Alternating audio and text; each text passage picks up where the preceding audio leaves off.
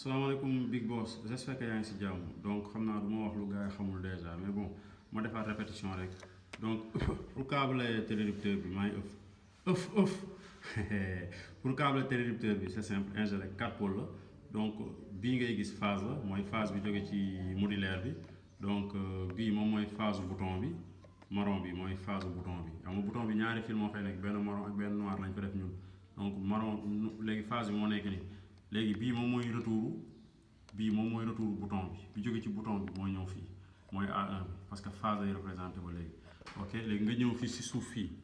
gis nga bële ngay gis ci bii bële deux bi moom mooy phase lampe bi mooy maanaam deux bi et non retour lampe bi waaw moom mun nga ko wax phase retour lampe bi moo ñëw si deux bi retour lampe bi léegi A2 bi mooy neutre bi jóge fii moo nekk fii donc gis nga ko donc pour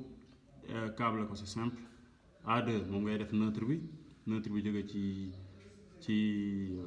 modulaire bi 2 bi moom ngay def retour lampe bi phase bi jóge ci lampe bi léegi boo ñëwee ci kaw fii nga def A1 bi nga jël retour bouton bi def ko ci A1 bi phase bouton bi moom ngay def ci phase bi moom mooy ngay def ci 1 bi nga jëlaat phase bi mooy rouge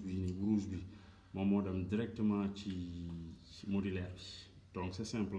pour boo ko bëggee câbler par 4 fils am na nag beneen méthode pour 3 fils